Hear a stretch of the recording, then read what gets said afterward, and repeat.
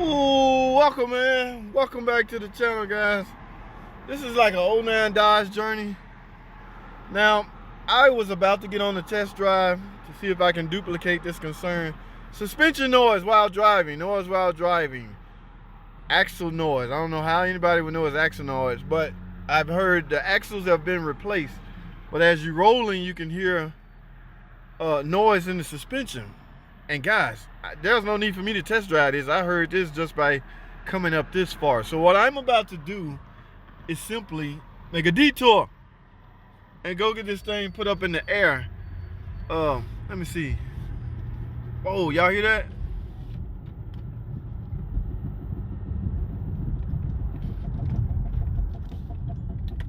Oh, yes, that is bad. All right, guys, let me get this thing in the shop, in the air, so we can find out exactly what that noise is. Axle, brand new axles. What does that mean? I don't know, guys. We're about to find out. Y'all stay tuned. Don't go anywhere. I will be right back. Alrighty, guys. I hear a bunch of clicking foolishness going on this side. Oh no. What the hell? Y'all see that? The freaking...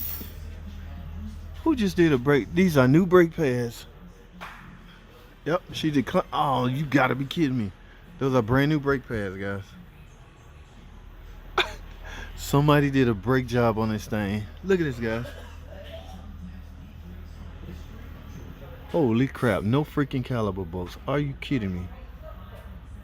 That's what was making that noise. Oh, I'm about to go. Yep, new axles. Holy crap. That's dangerous. That's good. This is the one that ain't scratching up against this wheel.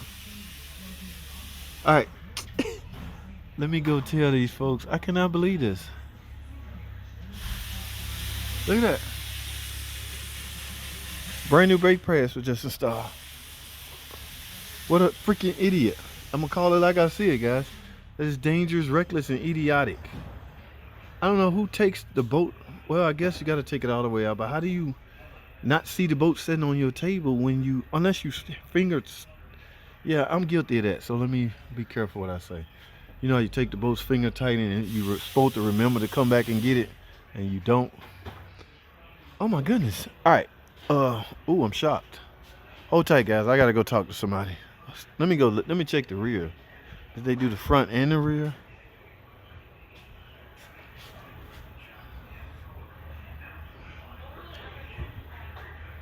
And on top of that, looked like they just pad swapped it. So they gave this, that's not a brand new rotor, and that rotor doesn't look like it's been resurfaced or resurfaced. So this is called a pad swap. Pad swap. All right, guys, I'm back. So, all right, guys, hold tight. It's obvious they can't get a hold of the customer, but it's obvious what happened. She went and paid a hustler to do a brake job, and he just pad slapped it and forgot to put the caliper bolts on. Okay, because this car was just here. In fact, these are dealer axles and ball joints, tie rod ends, all this stuff was put on.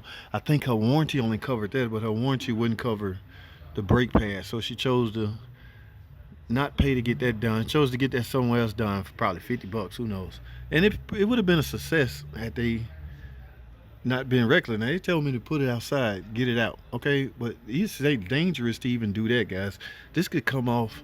I'm gonna do what I'm told, but I'm against it. I'm against driving it any farther now. Just imagine, I was just about to get on the road and test drive this thing.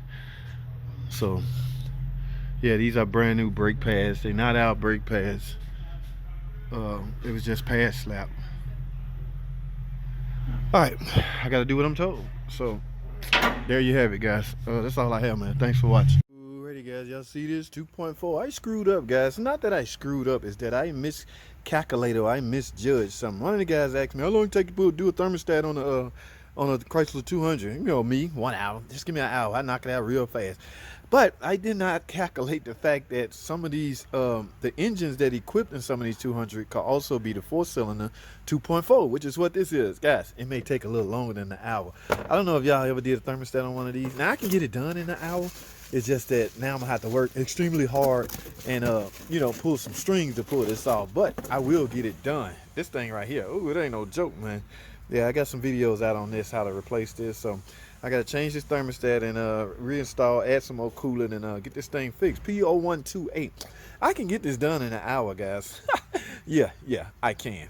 So especially I gave them my word. Now I'm about to make it happen, guys. Y'all hold tight. Well, I can't film this because I got a lot of work to do. Stay tuned. This is why you gotta be prepared for the unexpected when you're working on cars. See this? This is my old thermostat. In the middle of taking it off, of course I got it off. These are a pain in the butt. However, look at this hose, guys. It broke right here, guys. This part go right here. All right, I did not factor that into the estimate. Now I had to call the customer back. Here's my new thermostat. Ma'am, you need a hose. Your hose broke. And the good news is it broke in our possession. Okay, this could have easily broke in your possession while you're driving and you spill all your coolant out and you have a catastrophe. Hope I said that right. But anyway, guys, yes, the best thing that happened to a mechanic as far as the customer goes is for their problems to happen in that mechanic's possession. That's exactly what happened. The bad news is we got one, but it's $109. She's bulking over paying for this hose, guys. Do y'all get that? Do y'all understand what I'm saying? I found this and it happened in my possession, but I'm willing to put a new one on at no charge. It's just $109. All right, I'll let y'all know, man. Y'all stay tuned, man. All right, guys, I want to show y'all something. Here's what could happen if you guys keep doing what some would call pad slap. Now, y'all see this pad? It is nice and thick, right? This car was just traded in, but look at this pad and look at these rotors. Look what can happen to your rotors if you keep just doing pad slap. Now, guys, pad slap, sometimes it can be a financial thing, but if you can fork up the money, guys, you got to get these rotors replaced. What will happen is this rotor will continue to sink in. So you can't really see the lip back here, but this lip back here is even worse. So this rotor is sinking in. It will likely fail the test that we use to test the thickness, to measure the thickness of the rotors. It will likely fail because it's sunk in.